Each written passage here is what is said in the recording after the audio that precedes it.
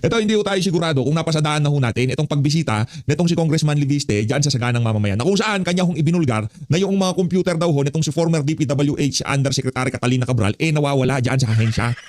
Sa kanyang pagkakasawi ho na yan, marami hong nagtatanong sa ating mga kababayan kung nasaan na ba yung laptop at mga gadget nitong si former Undersecretary Cabral. Kasi mismong ombudsman, hindi man lamang ho siya nakiramay sa mga pamilya nitong si Cabral, agad niya hong pinapahanap yung cellphone at laptop nitong si Cabral. Pero bago yan, isa like at sa subscribe, masaya na ho tayo sa mga gusto sumama sa ating community. Yung join button, nandyan lang ho sa baba. At dito rin ho sa video na ito, papasadaan ho natin itong si Manggaha. Meron ho siyang banat dito at itong si Tuta Soto. Nagsalita na ho sila kaugnay dyan sa pagkakahulog, hinulog o kung ano pa man, hindi ho natin alam yan sa nangyari na yan itong dito kay Catalina Cabral. Umpisahan natin itong pag-guess nitong si Congressman Liviste dyan sa Saganang Mamamayan. Game! Hindi mo basta nakuha kung saan-saan. Kundi mismong official document ba ito? Opo, ito po ay internal file mula sa opisina ni Undersecretary Cabral. At actually, akala ko, may kopyan ito ang ICI. Okay. Pero bumisita rin ako sa ICI ngayong linggo at nalaman ko na nawala pa lang mga computer ni Sec Cabral.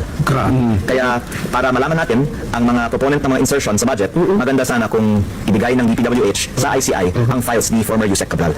Yun ang problema. Saan pa ho kaya natin mahahagilap yung mga files na yan? Gayong nawawala na yung kanyang mga laptop dyan sa DPWH, yung kanyang mga computer. Mantakin nyo na, bago pala siya umalis dyan, nagka-internal cleansing na, di ba? Hindi na ho natin ngayon malaman kung saan na yung mga dokumento, yung mga files, kung ano man na, kung sino man yung mga proponent na lumapit kay Yusek Cabral. Di ba? Hindi na ho natin alam. Ngayon sa mga kapamilya niya, sa mga kamag-anak niya, alam niyo ho kung nasaan yung mga gamit nitong si Yusek Cabral. Alam niyo ho kung nasaan yung mga yung computer niya, laptop niya. Sigurado kung ikaw meron mga files sa opisina, malamang sa malamang meron ho yan backup sa bahay. Kopyahin niyo na ho yan, i-secure niyo na, ibigay niyo na sa mga mapagkakatiwalaan yung mga individual ngayong mga panahon na to. Wag lang sa administrasyon, anak ng tao ka. Ano nila, kakahon nila yan. Kung pwedeng sunugin yung mga ebidensya niyan, susunugin ho nila yan sigurado. Kasi ang issue ng mga anomalyang flood control na to papunta ho talaga sa kanila. At itong si Cabral, ano lang ho yan, small piece lang yan. Kumbaga talagang pinresyo. Kaya yan ho ang sinapit ng alin na yan ngayong mga panahon na to. Hindi ba kasama siya masunog dito yan sa Quezon City? Yung sunog, baka ilan mo lang. Region 2 lang yung Pero hindi naman nasunog yung central office. yung opisina ni Yusek Cabral ang may pinakamaraming impormasyon tungkol sa DPWH budget. Yung kasi opisina ni Yusek Grabe. Cabral, ito yung planning services. Sa planning services na yan, lahat ng applications hawak niya So meron siyang information management system, nandiyan yung PCMA, nandiyan yung MYPS, nandiyan yung Survey 123. Alam mo, lahat ng repository ng data nandun sa services na yun. Kaya tama yung kanyang at ako natutuwa nakakuha siyang ganyan bago nakapag-resign yung undersecretary. Ito matibay na ebidensya ito. Yung sinasabi niyang bentahan. Example ng bentahan kayong dalawa congressman. Lalapit yung isang contractor congressman. Alam niya kasi gusto niyo bang mapalakihan natin yung yung alokasyon ninyo? Kunwari, distrito mo kasi pangkaraniwan yung mga malalakas nakakuha na higit sa 1 billion pagkatapos dadagdagan niya halimbawa, hindi lamang yun, una bibilihin niya na yung sa inyo. So sabi niya, congressman din, May allotment ako pero may ano ako. bibiling ko na yung yung allocation nyo. Ibig pag binili niya, siya na ang mag-execute. Sana mag-implement. Ikaw ipaubaya mo sa kanya. Anong ganasya ko doon?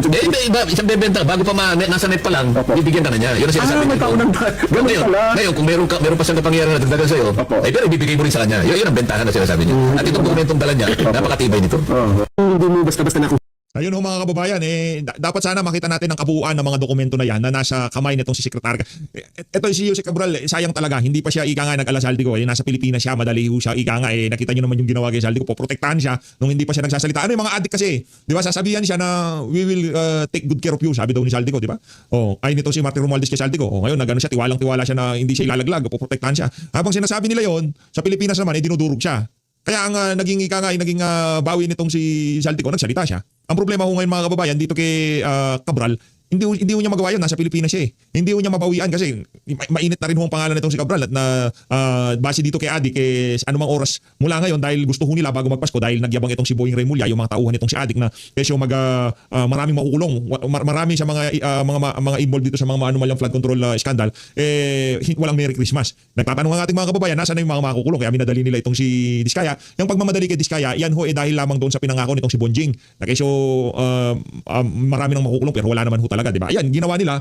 Itrinabaho nila itong mag-asawang Diskaya. Pero hindi ko silang mastermind. Sila ho pawang mga dilis at sapsap lamang dito sa usapin na to. Punta ho tayo kay Amy Mangga. Yeah. Isa-isa yan na biglang babaliktad dahil na pressure, tinakot ang pamilya at halos tinutukan ang asawa at anak. Sino kaya yun? Talaga si Senator Raimi, hindi niya linilinaw. O, lipat na ho tayo dito kay Tuta Soto. Ito si Tuta Soto, meron ho siyang mga punto de vista kaugnay dyan sa nangyari na yan. Sinapit nitong si Yusek Cabral. Game. Mabigat din yun, malungkot yun kasi maraming masyadong nalalaman si former Yusek Cabral. Kasalanan mo din, Brad eh. Madami palang nalalaman. Ba't di kayo naghihiring dyan sa Blue Ribbon? Huwag nyo namang sabihin sa may ng Pilipino na busy kayo sa budget. Di ba? Nakapag-hearing nga dyan sa Blue Ribbon, di ba? Yung sila, ang pangalan nito, yung anong kasing pinag-usapan nila nun? Wala namang kakwenta-kwenta. Di ba? Pero yung sa Blue Ribbon, magra-wrap up daw sila. Maglalabas na ng partial committee report. Hindi pa pinatawag itong si Traigi Bolivar, hindi pa pinatawag itong si Adrian Bersamin. Kasalanan nyo yan. Kung bakit ang dami niyang nalalaman, hindi pa rin nalalahad pa hanggang sa ngayong mga panahon na to. Kasalanan mo yan, Tuta Soto. Dahil yan ang gusto nyo mangyari dyan sa Blue Ribbon. Ika nga matenga yung usapin, kahit pa paano makalimutan ng ating mga kababayan, yung multo na yan, hindi kayo titigilan yan.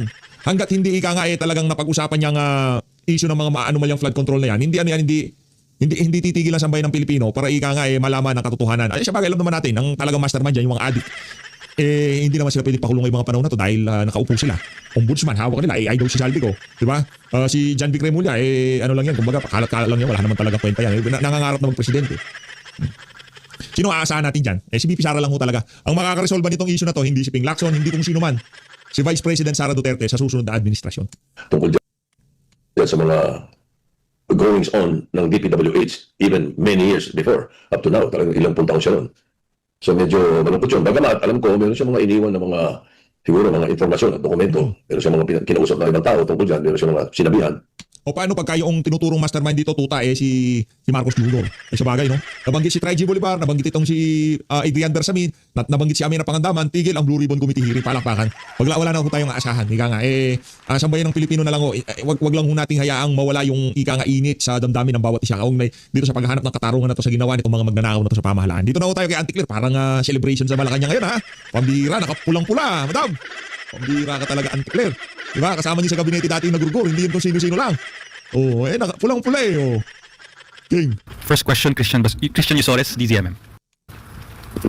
Rekta ka agad. Good morning po, Yusek. Ano po ang posisyon ng Malacanang doon sa timeline ng Bicameral Conference Committee na sa December 28 pa po mapipirmahan yung BICAM report ng 2026 budget and then December 29 pa i-ratify? May sapat po bang panahon yung Pangulo para aralin, suriin, or busisin po yung proposed budget bago pirmahan? Nung una po talaga ay inaasahan ng Pangulo na mas maaga ang pagsasabit ng kopya ng Indol Bill.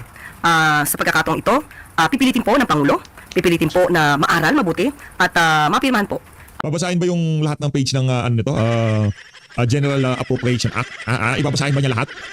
Kundi rin niyang naman babasahin yung 4,000 pages, wag na lang siya magbida-bida pwede. Ang 2026 national budget bago magtapos po ang taon. Pero ang tinitiyak po ng Pangulo ay aralin, matutukan, mabusisi ang nasabing Enroll Bill at matiyak na ang mga nakalagay dito ay naaayon sa prioridad ng administrasyon, isang malinis, makatao at nakatuon ang mga bills na to, or rather ang mga provision dito para sa taong bayan. Follow up lang po, ma'am. Last year po, if I recall it right, maaga pong na-ratify ng BICAM yung proposed 2025 budget. Kaya nasilip po ng Pangulo yung mga questionable insertions that time to a point na kailangan na pong tumaan sa thorough review with the Cabinet. So, given this very limited timeline, how will the President ensure na wala po makakalusot talaga ng mga questionable insertions, or is he even considering a reenacted budget just for a few days or weeks in January to make sure na talagang malinis po yung 2026 budget? Limitado man po ang panahon. Ang sinisiguro po ng Pangulo ay aaralin mabuti to. Kung may dapat i-veto, i-veto po ng Pangulo. Next question, Ann Soberano, Bomboradio. Yusek, follow-up lang din po sa budget. Kasi yun nga, no, medyo gahol po sa oras at yung budget natin ay ira-ratify pa sa December 29. Yun yung tanong ko po, Yusek, kumpiyansa po ba ang palasyo na walang i-veto? Kasi considering ang BICAM nagsabi na talagang malinis, corruption-free yung budget na yun. So, wala po ba Puror, walang yaka, malinis. Alam nyo naman, kahit kayo dyan, wala naman akong kaibahan yung 2025 at 2026 budget. Di ba, nagawa na ho nila ng paraan paano nila pagnanakawan ng sambayanan. Same banana lang ho yan. Live stream na nga. Talagang di pa sila magkasundo. Talagang yung mga congressman gumugusto pa talaga na meron silang makuha dyan sa budget na yan, di ba? Kita nyo si Rupos, kita nyo yung mga ano dyan. Anong malinis. Ikaw talaga. kumpiyansa po ba ang Malacanang na walang i-veto si Pangulo sa 2026 budget? Kung sinasabi po ng Kongreso na napag-aralan ito mabuti, aaralin pa rin po ito ng Pangulo. At titiyakin po ng Pangulo sa publiko na ito ay isang makatao at maayos na national budget. Follow-up din Aralin. Talaga si... po, Yusek, nananawagan ang ilang kongresista, lalo na yung Akbayan Party List, ng greater transparency, lalo at may light increases sa mga certain budget items na which raise concerns about the risk of corruption, pork barrel, and patronage. Kung gusto po nila ng transparency, mas gusto po ng Pangulo. Siya po nagpumpisa nito, kaya po nagkaroon tayo ngayon ng mga transparency portal. At nais po ng Pangulo na bawat mga bidding or mga procurement process ay naipapakita sa tao. Thank you, Yusek. Follow-up question from Maricel Halili, TV5. Hi, ma'am. Good morning. Ma'am, just to reiterate, how confident are you that the budget will be signed on or before December 31? Ang nais po talaga ng Pangulo ay mapirmahan ito bago magtapos ng taon. So kung dapat aralin, kung hindi magkakaroon ng tulugan, walang tulugan, gagawin po yan. Oh, Pero ang sanay si Marcos Jr. dyan. Pag walang tulugan, anak ng towa. Ano pat bumabaha ng pulburon dyan sa Malacanang, di ba? Sunggutin niya lahat ng pulburon dyan, tapos imagining niya, pag nasa ibang dimension na siya, na yung 4,000 pages ng GAA binabasa niya. Wala question dyan, yung walang tulugan, nagagawin ni Bangag. Anak ng towa, adik yung amo mo eh. Adik yan. Adik sa kapangyarihan. Adik sa pulburon. Yun, tayo naman. Ikaw naman, Auntie Claire, adik ka sa pagkukups. ang gustong sabihin ng Pangulo, ang tinitiyak niya. Bago siya pumirma, dapat na-aral po itong mabuti, na bosisi, at kung may kailangang i-veto, i-veto. Meaning no holidays for the executive. Opo. Opo, posible walang holidays. Tuot mo pa nga lang, pang Christmas party na walang holidays. Ang bihira, pulang-pula ka habang merong kasama nyo sa dati, undersecretary, nagurugur madam.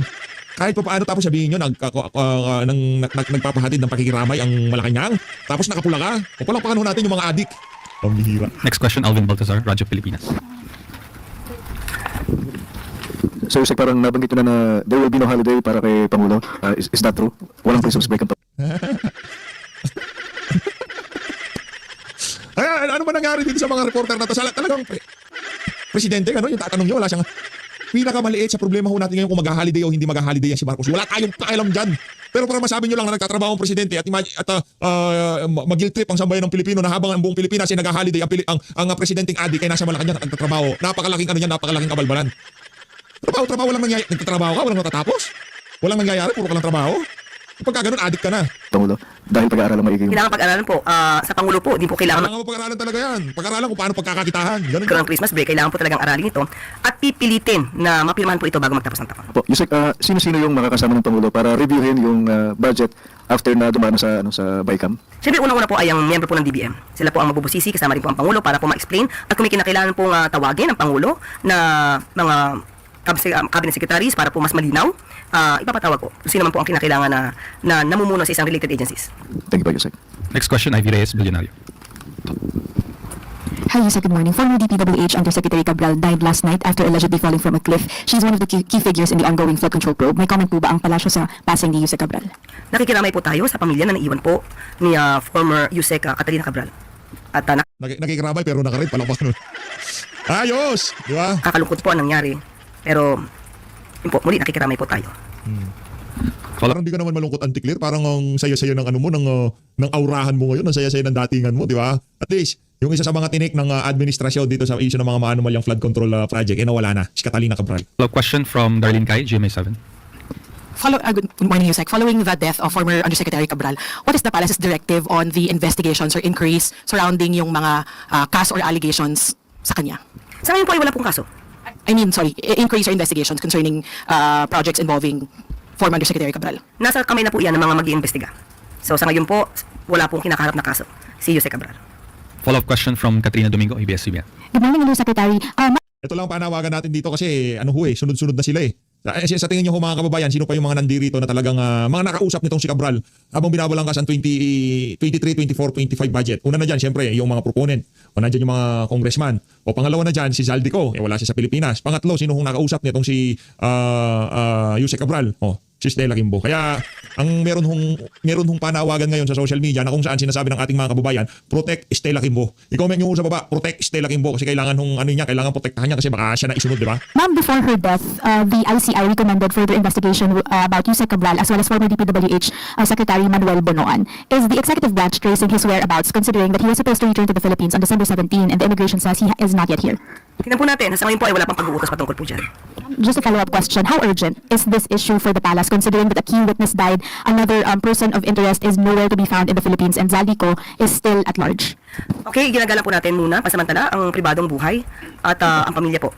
Di ba lagi nagalang nyo? Meron pala kayo no? Nakalain mo, Auntie Claire, meron ka pala ng paggalang. Ang bihira, palakpakan natin, meron palang mga ganong klaseng salita sa vokabularyo nitong ali na to.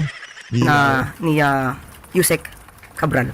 Sa ngayon wala pong pinag-uutos ng Pangulo at muli walang kaso at kung meron man pag-iimbis ng gagawin, bahala na po. Nasa kamay niya po ito ng mga investigating bodies. As for Mr. Bonoan and Mr. Zaldico? Mr. Zaldico, meron pong red notice tayo nire-request for Zaldico. Kay Mr. Bonoan, tingnan po natin, supposed to be December 17. Siya naman po ay pribadong tao. Tingnan po natin kung merong kaso may isasampa sa kanya. So doon na naman po siya siguro papatawag. Next question, Eden Santos, Net25. Yusek, quick follow-up lang po din sa kaya Yusek Cabral. Ang Pangulo po, walang direktiba para sa investigation doon sa kanyang pagkamatay po, para malaman lang din yung ano nangyari. Meron po bang direktibang Pangulo sa PNP, sa NBI, sa IDG? Hindi na po kailangan iutos to. Mandato po ito ng PNP, ng SOCO. Malaman ko ano po nangyari. Okay. Sabi po ng Pangulo, walang makakaiwas sa batas. At ito nga po, merong warrant of arrest ng inilabas. Ano po, laban din sa mga sangkot sa 96.5 million flood control projects na namalis po sa Davao Occidental. May we know po kung meron na bang malinaw na impormasyon ang gobyerno kaugnay po ng kinaroroonan ni Saldico at meron po bang timeline or deadline kung na dapat siya ay naibalik dito sa Pilipinas, maaresto po siya? Unang-una po sinabi na rin po ng DILG na meron na pong request for the red notice. At kung paano ito mapapabalik sa bansa, as the saying goes, do not telegraph your punches. Next question, follow-up question from Christian Yusores, DZMM. Telegraph punches. Ma'am, going back po kay Yusek Cabral, how is the palace, ano pong tingin ng palasyo dito, how will this affect yung ongoing investigations related po sa flood control projects given na ang directive nga po ng Pangulo ay dapat mapanagot po yung mga dapat mapanagot sa issue na ito? Muli, DCMM ha, congratulations. Talagang nanabana kayo dyan sa Malacanang palakpakan. Kailangan nyo yan. Kailangan nyo yan. Balita natin malaki daw problema ng ABS-CBN. DCMM. Sa ano to, di ba? Saan ba DCMM? Di ba sa ano to? Sa ABS-CBN? Oo, palakpakan. sasabihin natin, bahala na po, nasa kamay po ito ng investigating bodies. At sa ngayon po ay hindi po ito nasa isip ng Pangulo, ng Palasyo, dahil nakikiramay po tayo sa pamilya ni Yusek Cabral. That is the last question, Yusek. One more. Okay, One more. Ivy Reyes, Billionario. Yusek, meron po bang information ng palace on the whereabouts of the Yap brothers? Sa ngayon, hindi pa naman po sila pinapahanap dahil wala naman pong warrant of arrest. At wala pa namang kaso. That is the last question, Yusek. Ayun na nga mga kababayan, dito na natatapusin ang ating reaction video. Malungkot ako. Pambira ko. Malungkot pero nakapula. Palakpakan natin si Auntie Claire. OOTD niya yan, hindi pwedeng. Ika nga, mula Lunes hanggang Biyernes, nakahanda na yan. Kahit sino pang magurgur dyan, wala siyang pakialam. Kaya nga tayo nakablock, tayo nakikiramay. Nakablock tayo, nakikiramay tayo dyan. Pero si Auntie Claire, pulang-pula. Merry ang Christmas niya. Ayan mo yung ano niya, yan yung OOTD niya ngayong araw. Wala akong makakapigil dyan kahit na sino pang magurgur dyan. Sentimano, yan ho talaga susuon ni Auntie Claire. So ladies, maraming salamat po sa pagsupport sa PH Update. Mag-ingat po kayong lahat. Huwag po kayong basta-basta magpabudol, lalo na dito sa mga budol na to. Mali natin Pilipinas. Kawawa itong si Cabral. Hindi ka nga nung panahon ni Tatay Digong, siguro pigil na pigil tong si Cabral Gustong-gusto niya ng makausap tong mga pwede maging proponent. Pigil na pigil Noong naging presidente tong si Adik, binuga niya lahat ng ano niya. Talagang siya pa lumalapit sa mga senador no. Maraming salamat to. Mali natin Pilipinas.